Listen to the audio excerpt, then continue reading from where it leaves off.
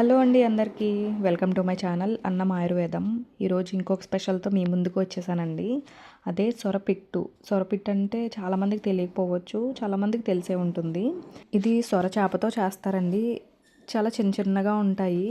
ఇవి మేము తినము అనేవాళ్ళు స్కిప్ చేసేయండి వీడియో. సో ఇప్పుడు చూద్దాము. ఈ ఫిష్ అనేది తీసుకుని శుభ్రంగా వాష్ చేసుకోవాలండి. చిన్న పీసెస్ కింద కట్ చేసుకుని ఫస్ట్ బాయిల్కి పెట్టుకోవాలి.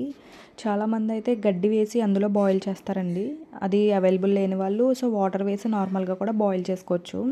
ఒక 10 మినిట్స్ బాయిల్ అయిన తర్వాత కూల్ అవ్వడానికి పక్కన పెట్టి నెక్స్ట్ ఇందులోకి మసాలా అనేది రెడీ చేసి పెట్టుకుందాము. ఇందులో కొంచెం కరివేపాకు, గుప్పెడు కొత్తిమీర, నెక్స్ట్ ఈ మసాలా దినుసులు అనేవి రెడీ చేసి మిక్సీ పట్టుకుని రెడీగా ఉంచుకోవాలండి.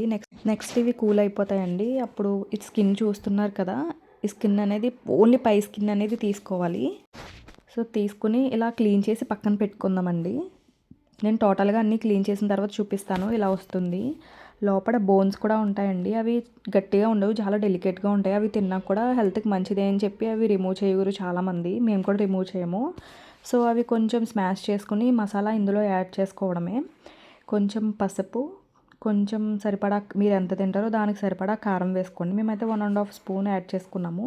నెక్స్ట్ సరిపడా సాల్ట్ కూడా యాడ్ చేసుకోవాలండి. యాడ్ చేసుకున్న తర్వాత మొత్తం మసాలా, కారం, పసుపు, సాల్ట్ ఇవన్నీ మిక్స్ అయ్యేలాగా మిక్స్ చేసుకోవాలి. కరివేపాకు, కొత్తిమీర అనేది చాలా చిన్న చిన్న పీసెస్గా వేసుకుని మిక్స్ చేసుకోవాలండి. ఇవి మనం నెక్స్ట్ ఫ్రై చేస్తాం కాబట్టి ఇందులో టేస్ట్ అనేది బాగా తెలుస్తుంది. సో అందుకే ప్రతిదీ చిన్న చిన్న పీసెస్గా కట్ చేసుకుని అన్నీ మిక్స్ చేసుకోవాలండి. ఇందులో రెడీ చేసుకున్న మసాలాలో ఏం వేసామంటే ఒక స్పూన్ జీరా, ఒక స్పూన్ లైట్గా ధనియా, నెక్స్ట్ కొంచెం అల్లం వెల్లుల్లి పేస్ట్, ఆనియన్ వేసుకోవాలండి, సరిపోతుంది. అవి బాగా మిక్స్ చేసుకుని సాల్ట్ చూసుకుని పక్కన పెట్టుకోండి. నెక్స్ట్ స్టవ్ ఆన్ చేసుకుని ఒక ప్యాన్ అనేది పెట్టుకుందాము. లైట్గా ఆయిల్ హీట్ అయిన తర్వాత మనం ఆల్రెడీ రెడీ చేసి పెట్టుకున్నాం కదా ఫిష్ ఫ్రై అనేది, అది కొంచెం కొంచెంగా టోటల్గా యాడ్ చేసుకోవాలి. లో ఫ్లేమ్లో మొత్తం ఫ్రై అవ్వనివ్వాలండి. ఎందుకంటే ఆల్రెడీ మనం కొంచెం బాయిల్ చేసి తీసుకున్నాం కాబట్టి ఆఫ్ కుక్ అయిపోయి ఉంటుంది. రిమైనింగ్ ఆఫ్ అనేది మనం ఇక్కడే ఫ్రై చేయాలి.